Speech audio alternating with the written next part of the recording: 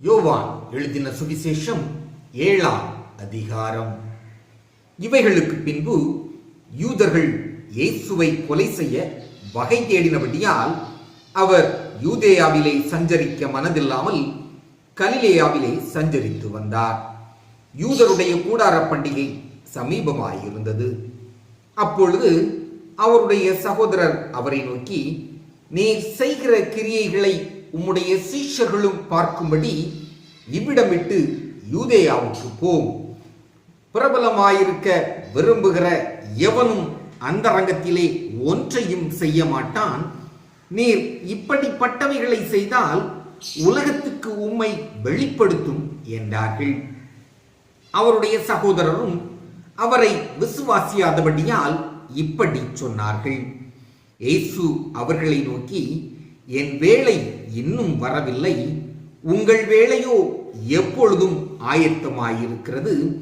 உலகம் உங்களை பகைக்க மாட்டாது, அதன் கிரியைகள் பொல்லாதவைகளாய் இருக்கிறதென்று நான் சாட்சி கொடுக்கிறபடியினாலே அது என்னை பகைக்கிறது. நீங்கள் இந்த பண்டிகைக்கு போங்கள், என் வேளை இன்னும் வராதபடியால் நான் இந்த பண்டிகைக்கு இப்பொழுது போகிறதில்லை என்றார்.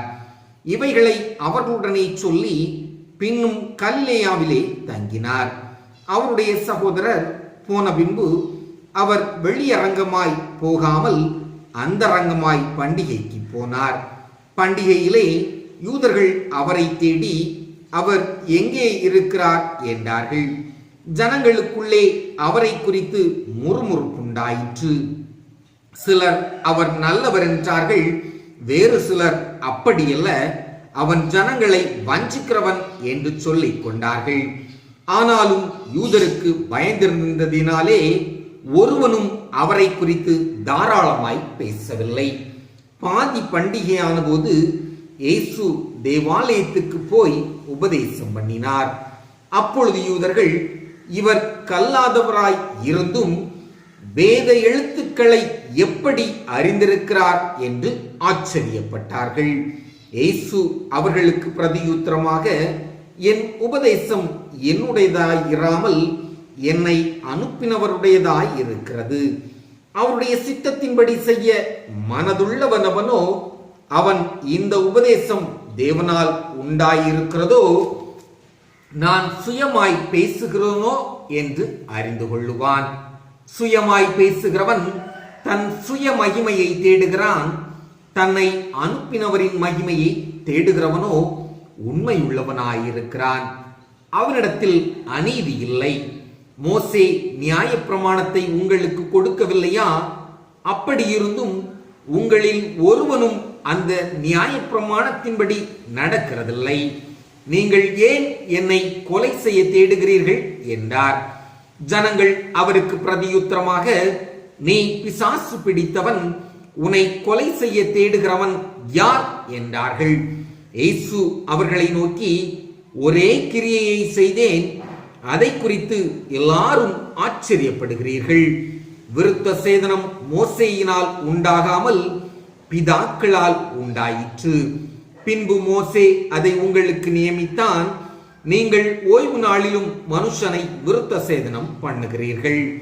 மோசேயின் நியாயப்பிரமாணம் மீறப்படாதபடிக்கு ஓய்வு நாளில் மனுஷன் விருத்த சேதனம் பெறலாம் என்றால், நான் ஓய்வு நாளில் ஒரு மனுஷனை முழுவதும் சுகமாக்கினதினாலே என்மேல் எரிச்சலாய் இருக்கலாமா? தோற்றத்தின்படி தீர்ப்பு செய்யாமல் நீதியின்படி தீர்ப்பு செய்யுங்கள் என்றார். அப்பொழுது எருசலேம் நகரத்தாரில் சிலர், இவனை அல்லவா கொலை செய்ய தேடுகிறார்கள்? இதோ இவன் தாராளமாய் பேசுகிறானே, ஒருவரும் இவனுக்கு ஒன்றும் சொல்லுகிறதில்லையே, மெய்யாய் இவன் கிறிஸ்துதான் என்று அதிகாரிகள் நிச்சயமாக அறிந்திருக்கிறார்களோ? இவன் இன்ன இடத்திலிருந்து வந்தவன் என்று நாம் அறிந்திருக்கிறோம். கிறிஸ்து வரும்போதே அவர் இன்ன இடத்திலிருந்து வருகிறவர் என்று ஒருவனும் அறிய மாட்டானே என்றார்கள். அப்பொழுது இயேசு தேவாலயத்தில் உபதேசிக்கையில் சத்தமிட்டு, நீங்கள் என்னை அறிவீர்கள், நான் எங்கே இருந்து வந்தேன் என்றும் அறிவீர்கள். நான் என் சுயமாய் வரவில்லை, என்னை அனுப்பினவர் சத்தியமுள்ளவர், அவரை நீங்கள் அறியாதிருக்கிறீர்கள். நான் அவரால் வந்திருக்கிறபடியினாலும் அவர் என்னை அனுப்பியிருக்கிறபடியினாலும் நானே அவரை அறிந்திருக்கிறேன் என்றார். அப்பொழுது அவரை பிடிக்க வகை தேடினார்கள்.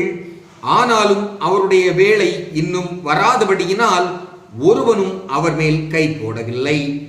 ஜனங்களில் அநேகர் அவரை விசுவாசித்து, கிறிஸ்து வரும்போது இவர் செய்கிற அற்புதங்களை பார்க்கிலும் அதிகம் செய்வாரோ என்றார்கள். ஜனங்கள் அவரை குறித்து இப்படி முறுமுறுக்கிறதை பரிசேயர் கேட்டபொழுது அவரை பிடித்து கொண்டு வரும்படிக்கு பரிசேயரும் பிரதான ஆசாரியரும் சேவகரை அனுப்பினார்கள்.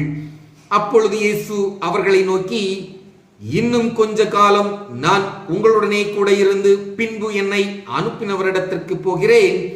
நீங்கள் என்னை தேடுவீர்கள், ஆனாலும் என்னை காண மாட்டீர்கள். நான் இருக்கும் இடத்திற்கு நீங்கள் வரவும் கூடாது என்றார். அப்பொழுது யூதர்கள், இவரை நாம் காணாதபடிக்கு எங்கே போவார்? கிரேக்கருக்குள்ளே சிதறி இருக்கிறவர்களிடத்திற்கு போய் கிரேக்கருக்கு உபதேசம் பண்ணுவாரோ? நீங்கள் என்னை தேடுவீர்கள், ஆனாலும் என்னை காண மாட்டீர்கள் என்றும், நான் இருக்கும் இடத்துக்கு நீங்கள் வரக்கூடாதென்றும் இவர் சொன்ன வார்த்தையின் கருத்து என்னவென்று தங்களுக்குள்ளே சொல்லிக் கொண்டார்கள். பண்டிகையின் கடைசி நாளாகிய பிரதான நாளிலே இயேசு நின்று சத்தமிட்டு, ஒருவன் தாகமாயிருந்தால் என்னிடத்தில் வந்து பானம் பண்ண கடவன். வேத வாக்கியம் சொல்லுகிறபடி என்னிடத்தில் விசுவாசமாயிருக்கிறவன் எவனோ அவன் உள்ளத்திலிருந்து ஜீவ தண்ணீர் உள்ள நதிகள் ஓடும் என்றார். தம்மை விசுவாசிக்கிறவர்கள் அடைய போகிற ஆவியை குறித்து இப்படி சொன்னார். இயேசு இன்னும் மகிமைப்படாதிருந்தபடியினால் பரிசுத்த ஆவி இன்னும் அருளப்படவில்லை. ஜனங்களில் அநேகர் இந்த வசனத்தை கேட்டபொழுது, மெய்யாகவே இவர் தீர்க்கதரிசியானவர் என்றார்கள். வேறு சிலர், இவர் கிறிஸ்து என்றார்கள். வேறு சிலர், கிறிஸ்து கலிலேயாவில் இருந்தா வருவார், தாவீதின் சந்ததியிலும் தாவீது இருந்த பெத்லகேம் ஊரிலும் இருந்து கிறிஸ்து வருவார் என்று வேத வாக்கியம் சொல்லவில்லையா என்றார்கள். இவ்விதமாக அவரை குறித்து ஜனங்களுக்குள்ளே பிரிவினை உண்டாயிற்று. அவர்களில் சிலர் அவரை பிடிக்க மனதாயிருந்தார்கள், ஆயிலும் ஒருவனும் அவர் மேல் கை போடவில்லை. பின்பு அந்த சேவகர் பிரதான ஆசாரியரிடத்திற்கும் பரிசேயரிடத்திற்கும் திரும்பி வந்தார்கள். இவர்கள் அவர்களை நோக்கி, நீங்கள் அவனை ஏன் கொண்டு வரவில்லை என்று கேட்டார்கள். சேவகர் பிரதியுத்தரமாக, அந்த மனுஷன் பேசுகிறது போல ஒருவனும் ஒரு காலும் பேசினதில்லை என்றார்கள். அப்பொழுது பரிசேயர், நீங்களும் வஞ்சிக்கப்பட்டீர்களா? அதிகாரிகளிலாவது பரிசேயரிலாவது யாதாம் ஒருவர் அவனை விசுவாசித்ததுண்டா? வேதத்தை அறியாதவர்களாகிய இந்த ஜனங்கள் சபிக்கப்பட்டவர்கள் என்றார்கள். ராத்திரியிலே அவரிடத்திற்கு வந்தவனும் அவர்களில் ஒருவனுமாகிய நிக்கோதேமு என்பவன் அவர்களை நோக்கி, ஒரு மனுஷன் சொல்வதை கேட்டு அவன் செய்கைகளை அறிகிறதற்கு முன்னே அவனை ஆக்கினைக்குட்படுத்தலாம் என்று நம்முடைய நியாயப்பிரமாணம் சொல்லுகிறதா என்றான்.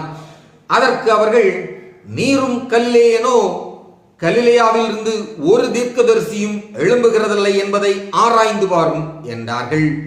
பின்பு அவரவர் தங்கள் தங்கள் வீட்டுக்கு போனார்கள் என்பதே.